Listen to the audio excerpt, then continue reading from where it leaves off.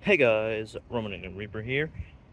June has started. Yep, summer movie season is well underway, but I'm not seeing one of the big blockbusters this time. Yeah, I'm about to head in to see Sting, a little Australian creature feature film, but a killer spider. Well, has to be an Australian film after all, they've got experience with big spiders. I've been hearing a bit about this, does seem like a good bit of, horror movie fun for the big screen. And yeah, hopefully it'll just be a good time. So yeah, head in. Snacks, get my seat. Go see Sting.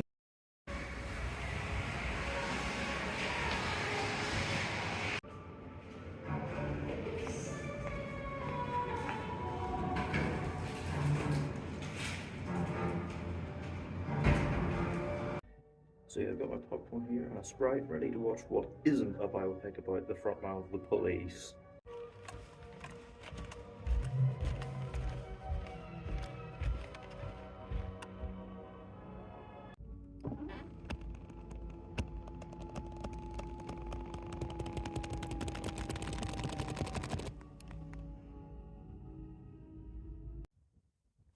So yeah, I'm back from seeing Sting. This is of course an Australian produced film. Although it's not like say Mad Max or Talk to Me where those are very much Australian films with characters talking in Australian accents. This is not like those because this is set in New York, an Australian in New York, if you will. Yeah, I think that's the extent of the Sting puns I'm gonna get out of this. Like, if I was either Arnold Schwarzenegger's Mr. Freeze or the screenwriter of The Beekeeper, I'd be mining this for all the puns I could possibly want. I'm neither of those though, so that's what you're getting. I've been hearing a bit about this film though. I've been hearing some kind of fun little creature features. So that's what I went in expecting, just hoping to be entertained for an hour and a half and maybe get a couple good little spider kill sequences. But does the film deliver on its creature feature B movie promise? Let's find out. So the film is set in a rundown apartment building in New York, where hurtling over the sky is a meteor. An alien egg soon breaks off from this meteor and crash lands in the building, and out hatches from it a spider, which is soon found by 12-year-old girl Charlotte, who lives in one of the flats with her mother and her stepfather Ethan, who by day is the building supervisor and by night helps her work on her comic book series Fangirl. Charlotte soon keeps the spider in a jar, names it Sting, and feeds it a steady stream of cockroaches. However, the creature begins to grow at an alarming rate, and soon residents and pets in the neighbouring flats begin to go missing, forcing her to face the truth about her beloved pet spider. So yeah, obviously, I was not expecting too much for this. I was just hoping for an entertaining little spider horror film, and I gotta say, yeah, this pretty much does what it says on the tin. Is it a film that's going to leave a massive lasting impression on me? Probably not, but it's a film that, kind of delivers what it's selling itself on. Now, it is worth noting, the film's director, Kia Roach Turner, has, cited a bunch of influences for this, including Stephen King and The Hobbit. That latter one makes a bit more sense when you see the film. And there's some definite visual homages to Alien. And, obviously in terms of, its influences and story structure, it's not wholly original per se, but, it's an entertaining film that does a pretty good job of calling back to the creature features of like the 80s and the 90s, notably arachnophobia, and honestly could pretty comfortably fit in among those. Like it's a pretty fun little creature feature B movie pastiche that does what it says on the tin.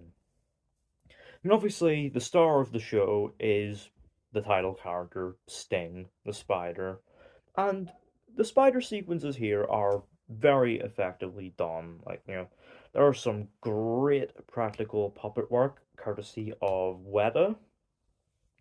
And there's also obviously a trained spider, most likely for the early scenes where it's a normal size.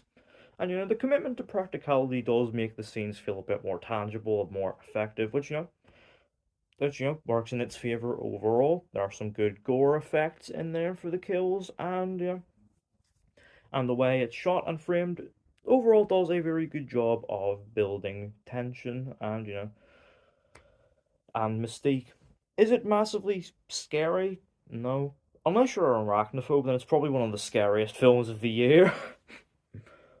But I was pretty entertained by these sequences overall, and notably we've got a very strong cold open, which does a great job of building tension, and a very cleverly done title sequence. And the thing overall has a good sense of tone overall. It's kind of knowing about what it is and has some moments of like kind of self-aware comedy, which are kind of funny.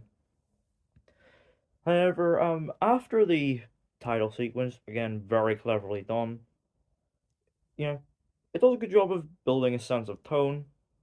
But then from there, we also have to shift back a gear because, we spend a lot of the middle portion of the film focusing on family drama and the other residents of the apartment building, which, it's fine, we gotta build the characters somehow.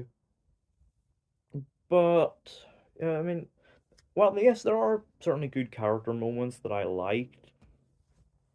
The overall character dynamics and character drama feels kind of basic. Like obviously the way the script is written, you know, it never feels fully like well rounded or fleshed out. So it feels kind of pretty basic and overall kind of feels like it's taking away screen time that would probably be best served focusing on the spider. Because while yes, there are some good spider sequences sprinkled throughout, I definitely would have liked a lot more of it. And there are good performances in here as well. I like Ryan Core's performance as Ethan. He's a guy trying to be a good stepdad, but kind of slowly loses his cool as relations become more strained. He does a good job. I also kind of like Jermaine Fowler as Frank, an exterminator who is simultaneously the smartest and dumbest person in the room. Well, obviously, the best performance here, far and away, is Elila Brown, who, yes, just last week graced our screens in Furiosa.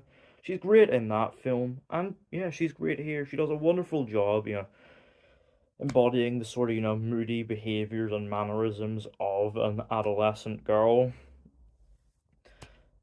Although, I gotta say, while yes, her performance is great and very confident overall, she has a great career ahead of her, no doubt. The character she is portraying here is, yeah, kind of unlikable. like, it's like the way Charlotte is written, she comes off as quite a bit of a brat, and a lot of it, what happens, let's be real, is her fault. Despite, the whole cliche thing of, oh, it's not your fault. Yes, it fucking is. But it's a movie. You gotta suspend a certain level of disbelief somehow. But all this does build to a very strong climax, final act, featuring all the spider sequence you could possibly want. Very very entertaining stuff. And does round the film off on a solid note overall, with plenty of entertaining spider sequences and some kind of wholesome character payoffs and a and an intriguing if kind of predictable sequel tease, which honestly if it keeps up the same sense of tone and style as this one, yeah, I'd not be opposed to seeing another one. But for right now though, Sting is a film that does what it says on the tin. It's nothing special, but for an hour and a half, I was reasonably entertained. It's obviously not too memorable. I don't think it's going to leave a massive lasting impression on me, but yeah, in the moment, I had a good time, and overall, I'm going to give Sting a 6.5 out of 10. So you let me know down in the comments, have you seen Sting? What did you think of it? Would you be down for a sequel? And if you're an arachnophobe, were you scared by the film? Let me know all down in the comments. Don't forget to hit the thumbs up button if you enjoyed. Don't forget to hit the subscribe button if you're new. And don't forget to turn on post notifications so you don't miss an upload.